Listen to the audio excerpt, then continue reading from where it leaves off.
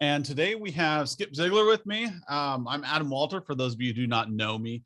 And while we're kind of starting off the segue, I'm going to kick off a simple poll just to kind of get our audience participation here. We'll do 3 total as we go through this webinar to kind of figure out who's going to be here, what kind of backgrounds you guys have. The first question we have is, do you have a business degree? Whether it be a traditional MBA, business school, School of Hard Knocks. That's where I got my degree from. So a little background behind me. I got my Bachelor of Science in Computer Science. I went to college a long time ago, and I was on an art scholarship, a sports scholarship, and several academic scholarships. Not a business background in the even near future for me when I went to college. Yeah. So everything I learned from basically trial and error and a lot of expensive lessons. And I did start my MBA. I went about halfway through and I got tired of learning about supply chain management. So our membership community gets to hear that story every once in a while. There's only so much supply chain Adam Walter will put up with over time. But I did learn a lot from like managerial accounting, corporate culture, and different strategies on analytics and how to digest a business. I don't know, what am I looking for? How to do business analysis over time and case studies. So about then I gave up and I moved on to learning from the harsh world out there for the past 5 years of running this company. Before that, I was a corporate lackey. I was a cybersecurity manager. I ran a couple of departments and was an engineer for a number of years. And Skip came on board about 4 years ago. Actually, it's getting closer to 5. Yeah, we've been around a while. Learning from the School of Hard Knocks with me. So, Skip, tell us a little bit about your background. Yeah, so I got started a bit before Adam. I am year 34, I think it is, maybe 35 in technology, and I similar education sort of deal. Back when I got started, there really weren't many computer degrees, so I was going some sort of. Oh yeah. So it was some sort of electronics degree or whatever. It was a lot of soldering and hardwiring, troubleshooting physical circuits. And I really gave up on it because I got a job offer to make what at the time was a ridiculous amount of money. And I said, they can't teach me anything at school that I need to do at this job. So and began a very technical path. It started, again, I'll date myself here. It started with Novell when it comes to networking and moved through some obscure ones. I went into a lot of the Cisco configuration work. Like many people at the time, I had an assortment of abbreviations or behind my name for the certs that I carried. But I moved into the business world very much through the Hard Knocks route. I'm a bit of a serial entrepreneur on the side, so I learned a lot of things there. But coming out of the corporate world as well, I spent my time in the corporate world, and I learned some big business principles that have really paid off a lot as we focus now in more of the MSP arena. So a long journey. It feels like many years. I tell people I come by the gray in my beard. Honestly, I just put the time in. It wasn't any genetics there. The gray in my beard is mostly from teens and from 2020. Okay, I had that one too, but I already had a running start on it. Yeah. So just, giving us a bit of background. So both Skip and I have made the transition from engineer techie into that business mindset. And so Skip is a little bit more ops focused. He's a lot more talented there than I am. And I kind of discovered about halfway through my career in IT that it wasn't the break fix that I enjoyed. I always thought that that's what it was. And then I realized, probably around 2010 or so, what I really liked was the strategy that was involved with IT. But I had 10 years of tech experience under my belt. So I was getting paid really well as an engineer. And I'd worked very hard to stay out of management because I really hated meetings. And I thought that's what management was. And then as I started learning more about businesses, I looked into starting my own MSP around 2007, actually. And that's when I thought, ugh, that's just not for me. But then around 2010, I'm like, man, I really should have started my own MSP. And I thought, man, why didn't I? And I remember it's because I couldn't make it work on paper. I need like 3 engineers. And at the time, engineers were not easy to find. And so, but then around 2015, again, I go, man, I'm glad I didn't start an MSP. Then around 2017, I thought, man, I should have started an MSP. And it kind of goes back and forth there. The more I learn about business, the more I realize how lucky I am that I did not start a business back then. And, where I am today in my knowledge set and how I approach problems is completely different. I still have the same engineering mind. I still have the same background. I was a Nexus core admin, for crying out loud. I was nerdy of nerds. And now I'm running a business, and I spend more time looking at P&L than I do at switches or servers. And I never would have thought this 10 years ago. So we decided to, on this webinar, or Skip decided that we should do this webinar as the first in our monthly series for this year. Because it was something he found valuable when he was working for an MSP, of learning more about how to talk business with clients so that there's better buy-in to your projects. When you're on the same page together, that's when you're going to see your projects all of a sudden start closing really fast. And you're going to see businesses go, oh, why aren't we buying that? And I personally have taken clients from spending $1,500 a month to $8,500 to $9,500 a month, because I got them to understand why these projects were going to drive business value. And they're willing to spend a lot more on you MSPs because they understand. They have no problem dropping $7,000 on an employee that they're committed to for years. Yeah. But then they balk when they want to spend $2,000 a month on something that controls their entire business. It's because you're not showing them the value. And that's what we're here to do today, is help you analyze your clients and analyze your own MSP so that you can then push out better value and more perceived value. And here at Managed Services Platform / Humanize IT, that's what we do. Is we're largely a membership community of people and businesses who want to be more business aligned in what we deliver. And we happen to have a tool that will do that with you. But today, our goal is to educate you and change your mindset and empower you to have better conversations, whether you use our tool or not. And that's just who we are. And I think, looking at our list of attendees, and if it's not you that are in this, I think you might have a coworker that's in this route. So I ended up in a space where I knew the technology really, really well, inside and out. But I did have this kind of accidental trait or whatever, where I had become pretty good at communicating technology to non-IT sort of people. And I got really, really good at that. And I thought that was a really, really valuable skill set. And so I found myself in executive and management sort of meetings, because my coworkers would push me in there and go, hey, Skip, you go do this. You can talk to these guys. And yes, I could. And yes, I did a great job at educating our customers about technology. But what began to dawn on me many, many years ago was, wait, I already know all this stuff. They're paying me. Why do I need to teach them everything that I know?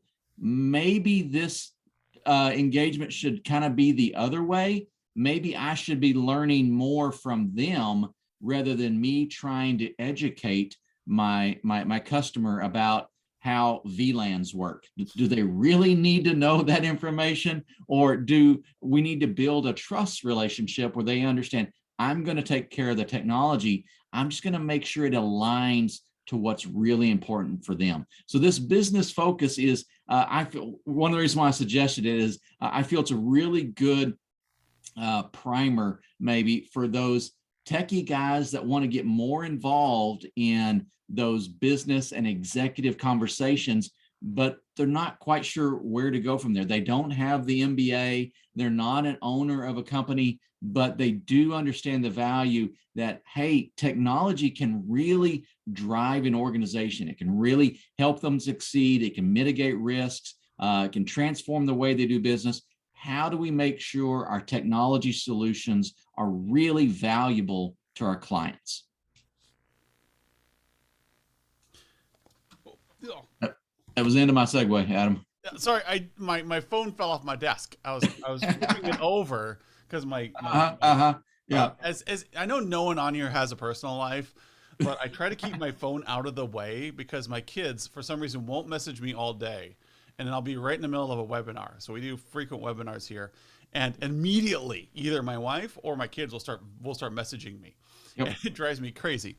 Mine's Anyways, going off too. I was trying to subtly move my phone over the way, and then I dropped it and I got caught. All right, sorry everyone. It's recorded, so for all of time, everybody will know that Adam was moving his phone and dropped it in the middle of a webinar. So yeah, we talk about this in our group a lot in our memberships. We have weekly meetings where we talk about this stuff, like having those valuable conversations, learning from our clients, and let them do what they do well and what we do well, and let us do what we do well. I don't want to know how my my accountant does my taxes. I really, really don't. I don't want to know how the CPA processes and how they learn about new things. I want to hand them my stack of papers, and I want to hand me back good news. That's what I want. I want them to ask me questions on decisions.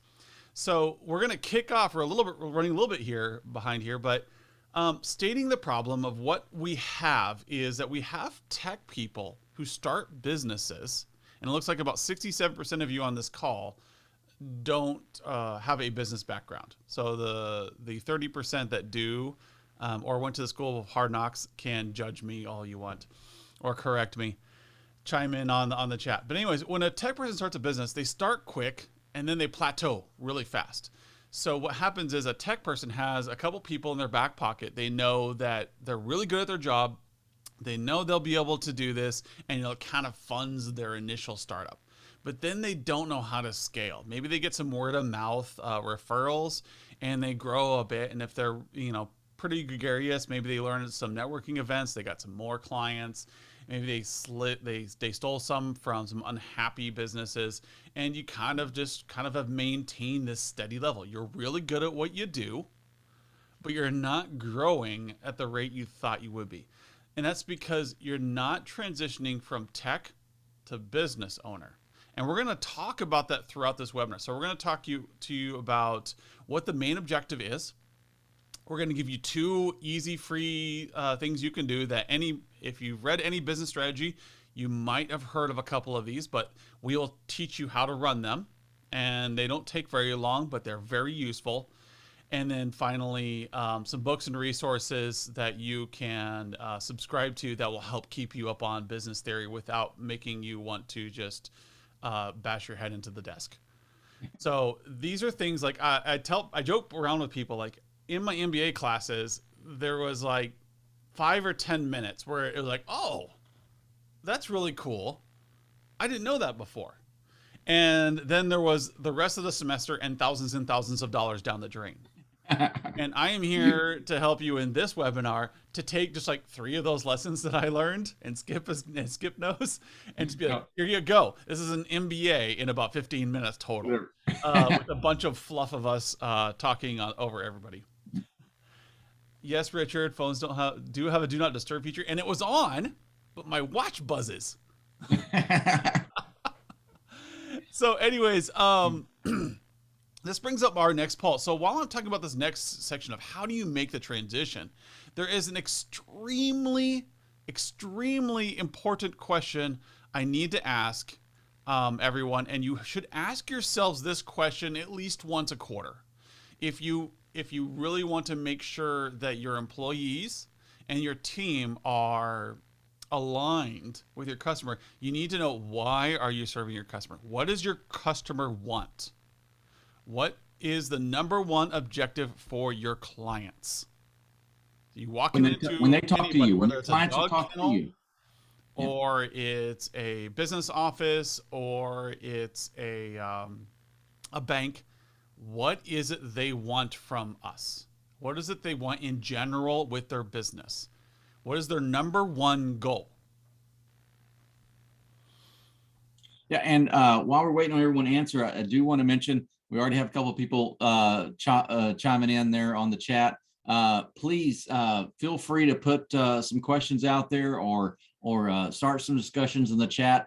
Adam's talked about our membership community. We're very hands-on. This is not meant to be static. Our entire tagline of our organization is conversations and not presentations. So if we're not hearing some feedback from you guys, Adam and I get a little wonky, because we really do engage with you guys. So feel free to chime in on anything that we have going on there. See, we have like 1 or 2 members on the call, and so they can attest to the fact that you get a little rambly.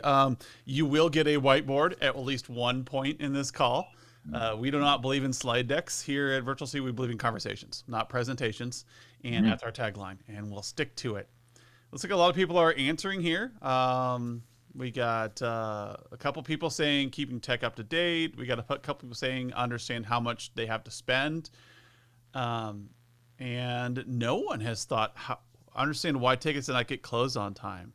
You know, to be fair, Skip is the one who put that one in there, because I did. was his #1 priority for a while. Well, I've been in so many of those meetings where, you know, that they seem to want to go over that. Someone's got a list, right? And they're working through their list. Yes. And I'm like, wow. Okay, let's dive into these, you know, and they can be some long conversations, but very much real world experience from me there. Yeah, a number of you are choosing not to respond, which means I'm off to the other side of the screen. I should start make some loud noises, or do my attention gatherer for webinars. So if you haven't noticed, all my backgrounds are live backgrounds. So if you do start drifting off or put me on another screen, you'll miss all the coolness in the background. But the #1 objective for your clients, I'm going to go ahead and close this really quick. So for those of you who hit other, you're close. The #1 objective, doesn't matter what client you have, is to make money. Absolutely. And you have to get into that mindset. Their goal is to make money. If you can help them achieve their goal, they will buy whatever you have to offer. So what you want to be able to do is get into that mindset. So if you've read, there's a book, 1984, I'm actually searching my memory here because I forgot to take notes, called The Goal. It's told Socratically. It's all about lean manufacturing. It's a fairly entertaining book just because it's told as a story. And it's about what is the goal of any business. So we tend to lose focus on our goals in our own companies. Like, oh, I need to be more efficient at closing tickets. I need to push more advertising. I need to do this. And we forget that our goal is to make money. Now, a nonprofit may have a different goal, for instance, but 99% of the companies that buy our services that are not nonprofits is to make money. Or there's another commodity, such as in education, their #1 goal is to serve students. Those are your one-offs, but keep that in mind. This is how you learn to do business analysis. You are going to approach every problem that is coming up with your clients in the context of their business issues. And their business issues are all focused around how do we get more money. They may have a secondary goal of we're getting money by selling coffee. We are getting money by taking care of kennels. We're getting money by what? There's always some way they're generating revenue, and they may be altruistic, but at the end of the day, they're a business. They have to make money. They have to. So what we want to do is we want to start talking now about how do we as technology professionals get included in on that conversation, because I can feel the pressure and still can skip. Like, we don't get included in those conversations. No one talks to us about business strategy. They come and they ask us, why is this ticket still open? Why haven't I gotten my new monitor? And that's because that's the conversations they're used to having with you. And so Skip's going to go ahead and he's going to talk about something he calls the 2Q approach. This is if you drop off after Skip, at least you're going to have one weapon under your belt that you can memorize and take with you wherever you go in any QBR, any client meeting, any phone call, any beer at the local pub, and you're just trying to get answers out of your client. So Skip, take it away with your 2Q approach. All right. So I like the 2Q, and this was my my engineer, me trying to make this transition over to be the more strategic VCIO kind of role, the executive conversations. And I do kind of want to position this as it is a transitional method. All right. It is kind of the baby step 101 sort of thing. We do need to dive a little bit deeper. Adam's going to give us some great resources on that, because some of these other methods that we're going to talk about, and there are plenty more that we're not going to talk about, but some of these other ones are going to provide more of the rich detail that we need to get from our clients to really align technology to meet their business goals. But to begin that transition, and this one is really cool because it's not only you learning a bit about your clients. By asking these 2Qs, these 2 questions, you are going to be positioning yourself in front of executives as someone who's not just focused on closing tickets or configuring a firewall or an access point. So it's really simple. I call it 2Qs, and it is just that. It's 2 questions. You ask, number 1, what is their number 1 source of revenue? So by just immediately doing that, asking someone, how do you guys make money? Now, it's kind of an odd question, I feel, when it comes from really technical guys. But when you're talking to an owner and you ask them this, all of a sudden you're in their wheelhouse. We do not have to be experts in whatever our clients do. I had a great opportunity to work with a pharmaceutical manufacturing type of company. They made all these really cool dental implants and processes and procedures. Oh, it was really, really cool. You talk about not knowing anything about my client's business. I didn't know anything about this glue that they shoved in people's mouths and all this really cool stuff. But here's the cool deal. The client I was working with did. They knew all of that, and they were experts at it. Actually, they were renowned leading experts in this specific area. So what I needed to do was tap into their expertise, tap into what they really know. So Q1 is ask them what their number 1 source of revenue is. That really gets the ball rolling. And then the really cool one, you come back right after that and you ask them, okay, I understand how you guys are making money. What's your number 1 risk to that revenue?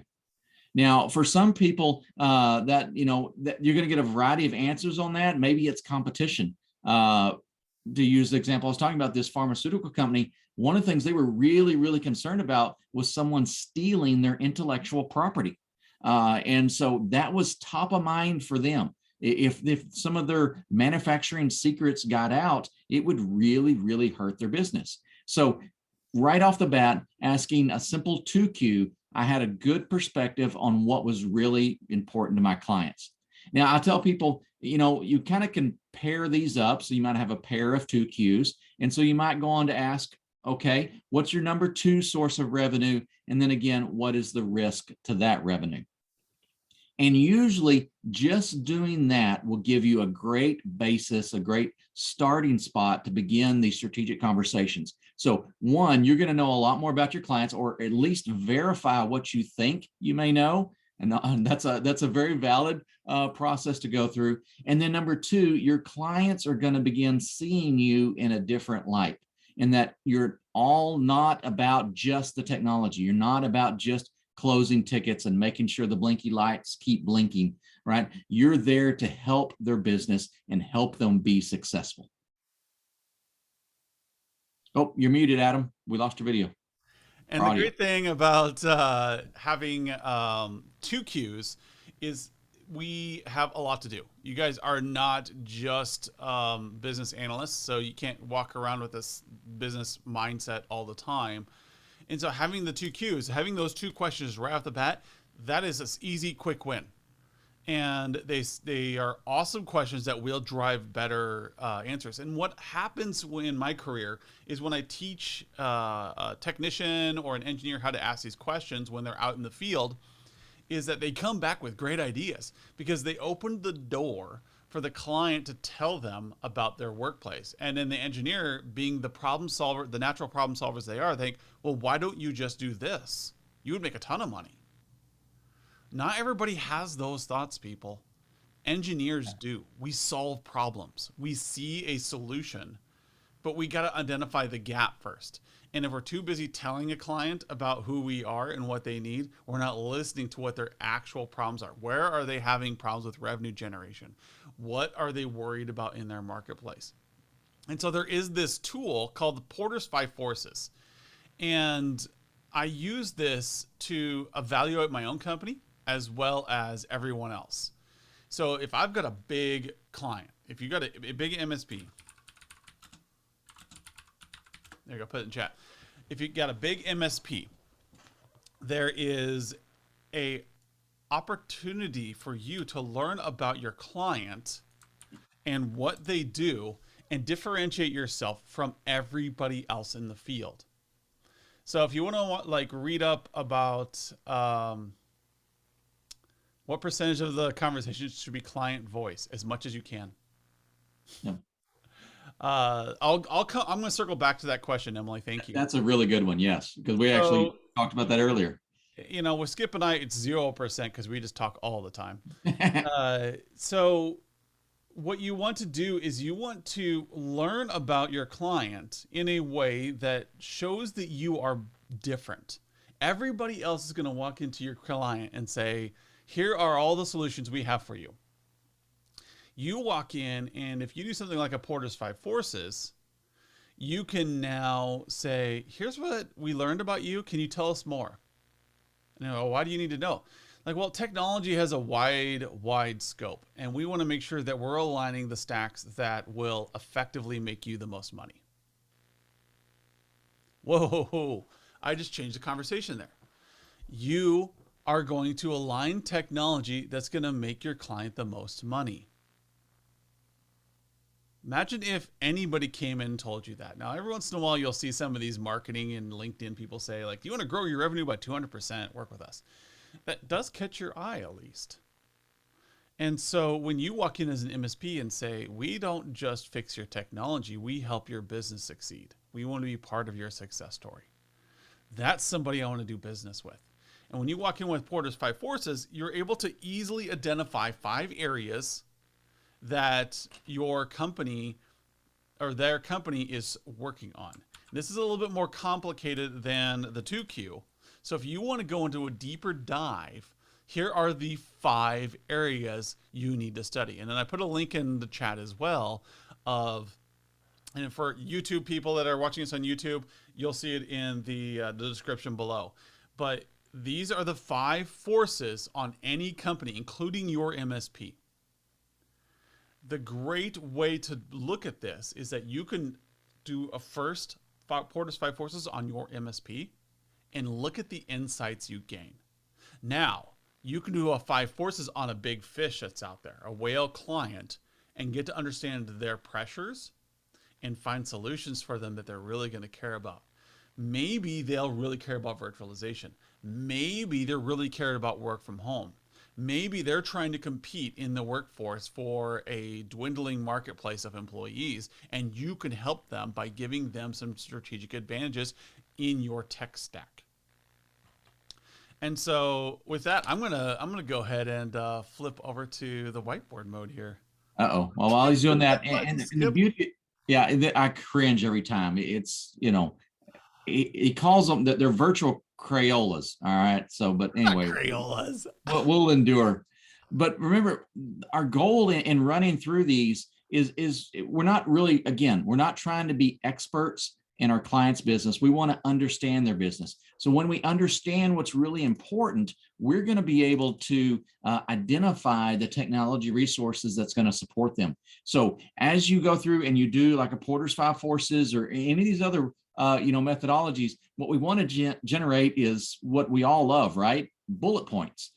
We don't need a long narrative. We need some bullet points. And these are going to be objectives, things that we're pushing our technology around to support, things that we want to get that alignment on. So that's really the core of what we want to do as we move through these and we use these techniques to understand is once we understand it, then we can align the technology. We are the technology experts. So let's figure out where technology is going to provide the most value for our customers. Oh no, Skip. Oh, there it goes. Whew. Oh, well. So for those of you who are new to me, I have a touchscreen here, and then today, just like I had a USB hub fry, and it took everything down with it. And so it looks like my touchscreen doesn't work anymore. So I'm gonna have to go for a mouse mode here, Skip. Uh-oh. So This is gonna be competition really in bad the now. industry is basically the first thing you need to look at for a Porter's Five Forces. So I see you got some questions in the chat there. Skip, Yep, if you want to I'll grab take those. those. Is the competition in your industry is like this first section you want to start with? Who are the main competitors to your client? So for yourself, like, are you competing with other MSPs? Are you competing with other boutique MSPs? Are you competing with internal IT? What are you competing with? These are things that you need to figure out. Like, who are your top 5 competitors in the area you're in? So, Lincoln, Nebraska, who are the top 5 competitors via MSPs? I can list them off, and I can do it really quickly. Now, the second thing, I wish I could draw. The second thing is, how easy is it for somebody to come into the field that has never been there before? So when we think of new entrants into the industry, we think of, for some of you remember the days of Palm. Some of you don't. Palm Pilot was like the king of the roost around 2000. They were the PDA market provider. They were able to do things that no one had ever seen in a PDA before. It was an entire computer in your hand. You could play Bubble Breaker to your heart's content on the toilet. It was amazing. Many styluses went down the drain. And then, like, no one's ever going to beat Palm. No one's ever going to beat the Trio phone. It is Palm Pilot tech support. Nice. And it was never going to be beat. It was the Gorilla. And then all of a sudden, this little company, Research in Motion, came out of nowhere and absolutely destroyed the marketplace. And Palm should, to this day, be owning the phone market. They screwed up because an entrant came into the field and destroyed them. And so all of a sudden, BlackBerry came in. Oh man, there's nothing better than a BlackBerry. You know, you might spend up to $400 on a phone. That was insanely expensive. They got people to spend $400 on a device that they just talked on. But now you can get your email on it, and it synced really well. It had that nice little ball that moved really easily, and that upset the market again. Palm Pilot shrank to nothing. And now they're king of the field. And then the next thing happens is Apple decided they wanted to play their hand of things. And that just destroyed everyone. And so this threat of new entrants is something you have to worry about. If a new MSP came up in your marketplace today, how would they compete with you? What's that threat level to your MSP? Can somebody do what you're doing better with a fresh start? Your clients are worried about the same thing. Somebody has a dog kennel. They have these nice little suites that Fluffy goes into and everything's happy. Well, another dog kennel opens up and they've got a veterinary clinic attached to them and they've got like really great suites. So they need to know that these are things that are going to be a threat of a new entrant into their industry. Have that list sitting there. Talk about it. And 3, like, who is getting them things? Like, so if you're a natural grocer, you're kind of at the whims of the farmers in the market. So we call those power suppliers. So how much power do their suppliers have over them? This kind of lets you know, like, how is their market going to fluctuate? So right now we're getting to that post-pandemic situation. With the suppliers, this became a really big problem in the technology industry. And where did the suppliers affect us? What power did they have over us? Now, if you can't sell computers, if 90% of your MSP's revenue comes in from margin on sales, and now you have nothing to sell, your supplier has a ton of power over you. And then 4, this is where like in the MSP industry, man, I really wish I could draw. The power of the customer. Now, the power of our customers are pretty much, what can they demand from you? Can they set their own prices? Can they tell you how much they want to pay? Can they easily look over to somebody else and say, I'd rather go with them, or I'd rather just do it myself? What power do they have? Now, in a dog kennel, like, the customer has a lot of power because they have a lot of choice. And they can say, I want to go here, here, or here. They can switch really easily. And then finally 5, you have substitute products. In the MSP world, there's not really many substitute products. It's another MSP or an internal IT person, and that's about it. But you can also extend out and say, well, what about outsourced IT? What about, hosted solutions or platform as a service? What are all these other things that could affect us? Your customer has these same fears.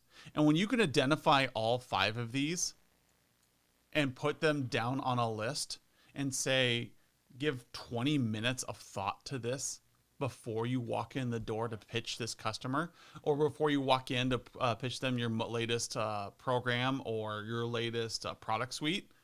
If you can go down and you can think this through, then all of a sudden your solutions make more sense, because your solutions are now solving a problem that your client has.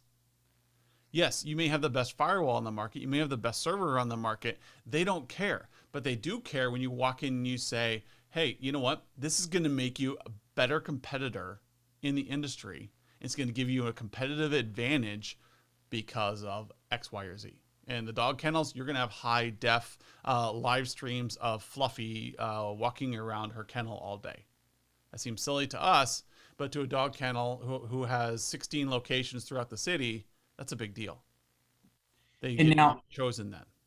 and so again, some of the values in this is understanding this and setting expectations, but we need to capture this information. So that if you're interested, we can talk more about our tool at some point later, but that's one of the cool elements of our tool is we have a means to capture this. So many years ago, working for an MSP, and the MSP owner and I would make these business calls. Maybe it was a client that was just a big customer, and we wanted to make sure we're maintaining the relationship, or we would go out on these prospecting calls. And again, I was kind of emerging in some of these business focused stuff, so I was really trying to pay attention. And I noticed that these owner to owner conversations would happen. And so I was smart enough to keep my mouth shut and just kind of listen to what was going on. And there was a lot of really, really good information that came out of this.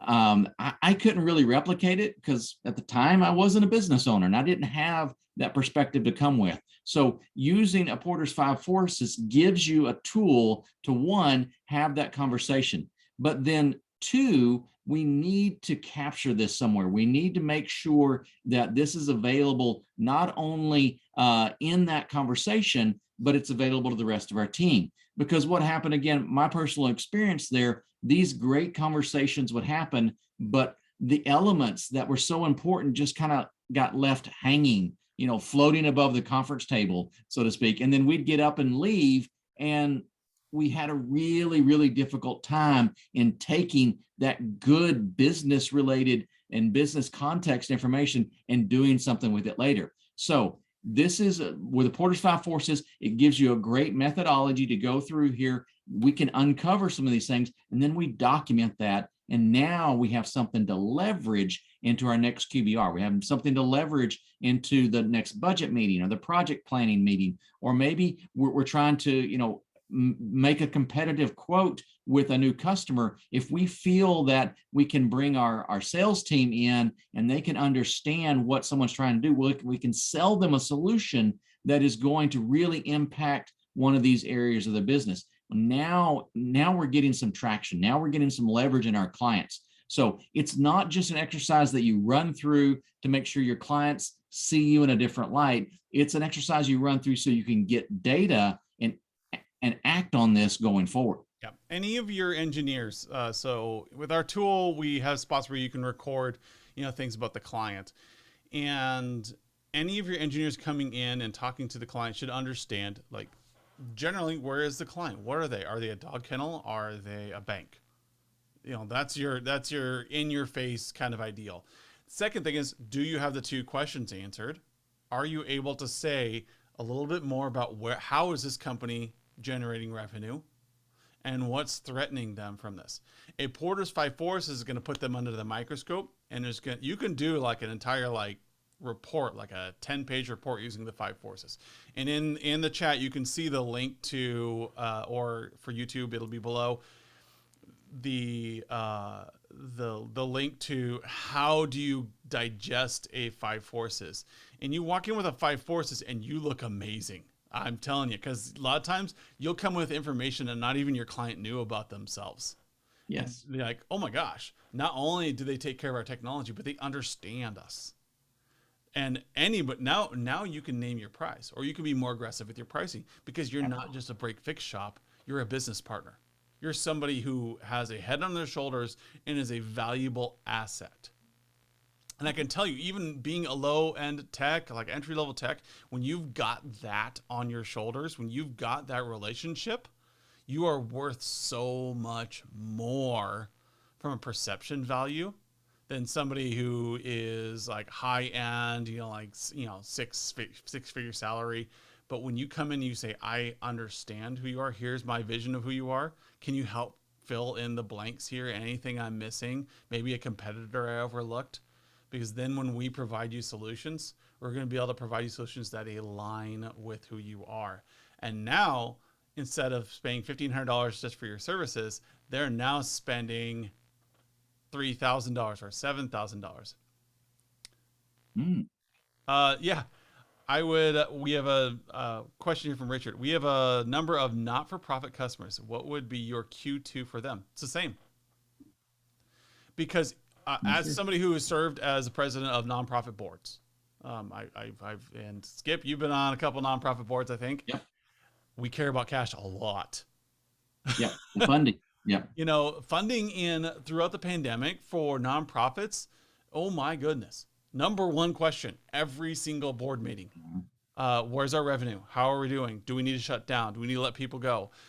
Because our funding comes from grants, private donors, and different areas. So when I talk about my example of taking a client from $1,500 to $8,500 a month, that was a nonprofit.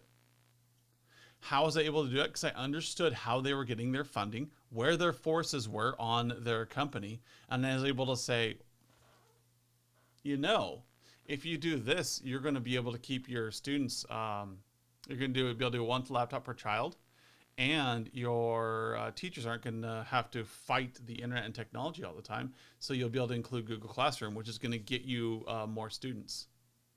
And so we fixed these issues, and they were able to write grants that covered the expenses that we brought in. So we made a $400,000 proposal for a series of schools. And they were able to write the grant at the district level and get funding for all these schools for the technology initiatives. So understanding how they got their funding by going through a business analysis, I was then able to scope projects in a way that were digestible. So for a nonprofit, sometimes it's easier for us to raise $100,000 all at once than it is to commit to $5,000 a month. Understand that about your nonprofit, and then you can pitch projects. Because a grant to a nonprofit is a lot easier. It's easy. If you can say, this grant, this technology will solve this problem. Now your nonprofit can walk into the grant provider and say, I see you have a grant for technology for kids. Hey, we have this project for one laptop per child. It's going to cost us $120,000. Would you fund that grant? And they say, well, as long as you meet these criteria, yes. Same thing with E-rate. I didn't have to know about the grant, Rich. That's a great question. I did not have to know about the grant because they told me. Once I started communicating with my school and I said, what are the biggest problems for your school? And I was able to say, well, what are we going to do there? We started learning about E-rate and how much of a pain it was to fill out that paperwork.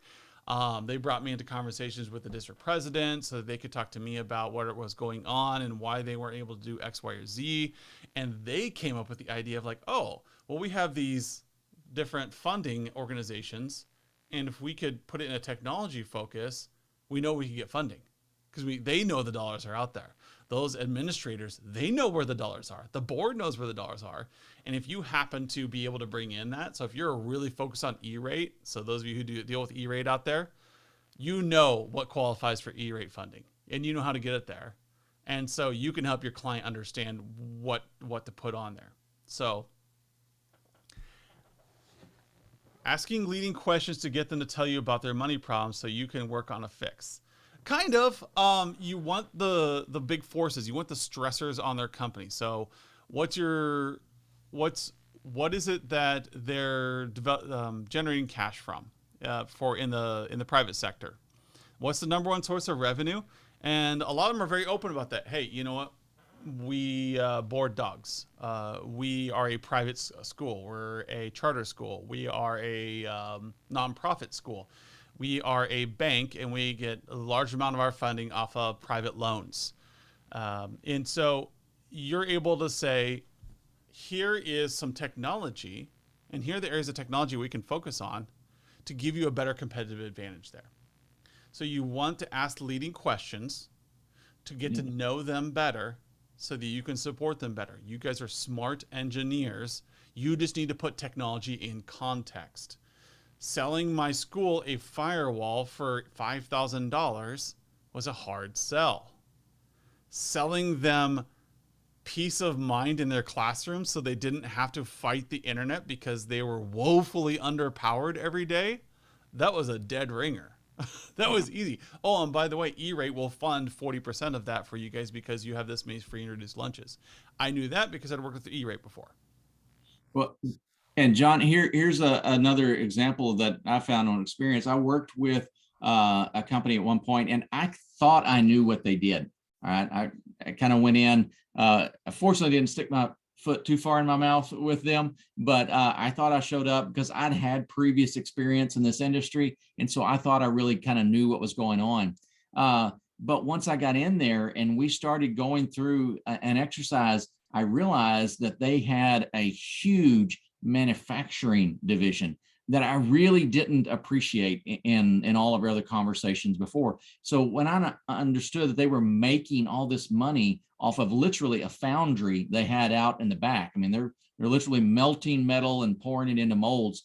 I'm going back and I'm looking and I'm thinking while they're talking about this, I'm thinking, wow, I've seen the hardware inventory reports and I've seen machines that are flagged, foundry or manufacturing floor 1, manufacturing floor 2. And I'm thinking, I also remember those machines were antiques, what are they running on those? What would happen if something happened to these machines? Would it stop their ability to manufacture this part? And if I get in the context of, hey, you guys have literally 20-year-old machines running these CNC devices or running these various things back there, what happens if this dies? And Guaranteed they're running NT40 still. Okay. There are things out there like that. And so when you begin able to position this conversation of, hey, let's deal with these machines so that your manufacturing never goes down, meaning let's deal with these machines so the revenue doesn't stop coming in. That's a really, really great place to be. Yeah. So you want to go back to John's question here. You want to ask questions that you get to know them better. So I sometimes bring out a cheesy kind of analogy. Imagine you're on a first date with somebody. Some of us, that was a really long time ago. And you sitting across from the table and this person's telling you how awesome they are and everything that they can do. And they tell you about how great they are. And they don't ask you any questions about yourself. Mm-hmm. Red flag. Come on, people. Yep. And so we sit there and we go, well, tell me a little bit more about what gets you up in the morning. Tell me a little bit about your business and what you guys are excited about. When we talk in our membership communities on Thursday, we talk about like for the next quarter, tell me about the number one thing you're looking forward to next quarter. And you work on that so that you can align with it. Oh, well, now I know what's important to my client. I'm going to prioritize this particular project because I know it's near and dear to their heart. So yeah, you have a client running Windows XP because their CNC machine has to use it. Yep. Been there, done that. I said NT40 for a reason, man. When you're running some of those pill counter machines that are dealing out ibuprofen at these large manufacturing plants, and they're literally printing millions of dollars an hour in medicine, they don't want to take that down. But you can say, tell me your next maintenance window for that machine because I want to image that hard drive. Yeah. I want to create a virtual environment. And so, I want to could create a spend solution thousands of without imaging the dollars. machine. You Yeah. present them a solution and then you charge them like, hey, it's this much to do this thing. But now you have reduced risk for them. And Yes. we're going to create a clone of that PC that we will maintain and keep off to the side so that when inevitably that machine breaks, Yes. we will have a replacement. Yeah. Well, So before we get too far off, let me throw in one more comment here. When you're doing these, we do want to be in this executive, key stakeholder sort of conversation, but it doesn't always have to be one-on-one. Let me kind of encourage you when you can to expand your client's participation a little bit. And so obviously we don't need a room full of people. This is not some giant exercise, but when you get a few more people involved, back to what Adam said, clients will learn things about themselves. You will also have people within a business learning things about each other. And again, I've got a very specific example in this one, but without too much detail, I had two vice presidents of this company that we're working with, and they were sitting across the table. They've literally been working together for 30 years. And so we start going through some of these exercises and we're breaking some of these things out. And the amazing part about it was these two vice presidents learned learned new things about their counterparts' business that they never knew. They never appreciated some of these elements. Now, I obviously didn't have that knowledge. It wasn't some, golden nugget that I uncovered. I was just standing up there.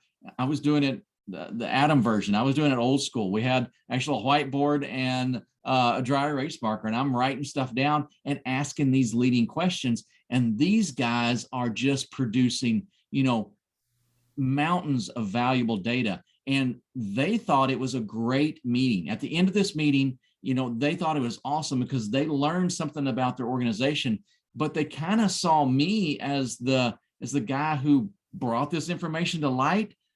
But what did I do? I asked some simple questions and wrote answers on a whiteboard. I really didn't do anything that awesome, but the information that came out of it was really awesome. So again, it kind of put me in the right perspective, put me in the right light, and they're seeing me now as more of a strategic partner rather than a technology partner because I prompted them with some simple open-ended questions, and they provided great answers.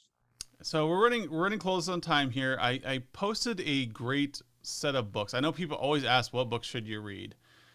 Here's my list of books. There's our YouTube channel, our podcast, our Spotify that you can listen to on a weekly basis. We have new content comes out every week. Those books that I put in there are really easy books to read or listen to on Audible. And I'm a big fan of reading science fiction because it helps your brain kind of think outside the box or some kind of fiction. Just get your brain into that mindset. So 90% of what I read in my spare time is science fiction or fantasy every time, without fail. I'm a huge Brandon Sanderson fan. But also when I walk into a room and I'm thinking creatively, that part of my brain is very active. So I put science fiction in there as like read something that breaks you from reality. But yeah, check out our YouTube channel, check out our podcast, Spotify. We have a lot of listeners and a lot of, we just started our YouTube channel. We were using Wistia for a while and it just was too clunky. So as of like 2 weeks ago, I started moving over to YouTube. So it doesn't look like we have any subscribers, but we really do. I promise. And so a lot of these videos have existed for the last 5 years. I'm slowly migrating them over. So you're going to see new videos every week. They're going to help you stay on top of this stuff. And to answer your question, Emily, from earlier, and that's what I wanted to close with that question, is what percentage of the conversation should be from your clients? And the answer is always as much as you can get from them. Yeah. There is no like, if you're going to share information with somebody, share it in an email. If you're going to ask a question, do it in a meeting. And that is a hard rule that I want each one of you to take away from this. Meetings are meant for discussion, not presentations. Email is meant for presentations. YouTube is meant for presentations. If you want to have a conversation, it needs to be a conversation. And that's why our tagline at Managed Services Platform is conversations, not presentations. We are here to talk with our clients and get them to talk to us as much as possible, which is why even during this webinar, we've encouraged you guys and try to do our best to get feedback from you in this chat and to get you to talk back to us. If we could do a roundtable, we could, but we had a lot of registrants and it's been great, but we want to hear from you. Check out, Skip will put his Calendly down there. If you guys want to get any more time with him and talk through like, what does our software can do, how we help those presentations. That's not really the goal of this webinar. The goal of this webinar is to share information. If you want to buy our tool to help you have better conversations, that is what we do. That is literally what our product does. But this webinar is not a sales presentation. This webinar is a information dump for you guys to have better tools to change your conversations in the real world. Whatever product you use, you need to be asking better questions and letting the client guide the conversation and teach you about their business so that you as an engineer and your engineering teams can come up with solutions that match what they want. And the first time you see this happen, you're going to go, holy crap, Adam and Skip are right. Why haven't I been doing this for the past 5 years? I know you're going to say that because our members say it all the time. Why haven't I been doing this for 5 years? It's that easy. Those 2 questions that Skip asked, it's that easy. We have clients and members who have landed $10,000 deals or an additional $50,000 in projects in 2 meetings because they ask questions about how they could help the client. Yeah. About their business, not about tech, but they start steering that conversation to how can we help grow your business? And you'll find that you have more solutions than you thought. You don't have to be a business expert, but having some of these tools like the Porter's 5 Forces, your 2 questions, or even a SWOT exercise. I've got a great SWOT exercise video out on our YouTube channel you can watch. That'll teach you how to do a SWOT exercise. I really enjoy them. I think they're very valuable and they're great for a quick ad hoc meeting. And again, a lot of these meetings can happen during QBRs. Some can happen through a phone call. Skip's 2 questions are good for a 15-minute phone call with any client. Yep. So feel free to grab some time on our calendar, ask us some questions, get some time with us. If you want to see our tool, say, hey, I'd love to hear more about that tool you guys have for better conversations, and we'll do that. Again, I thank everyone for coming on today. Skip, I thank you for wonderful advice to everyone. If you have anything else, feel free to reach out to us. We'll send an email after this with more information and with all the notes from this, and we will see you maybe at the next webinar. All right. Thanks, everyone. Thank you.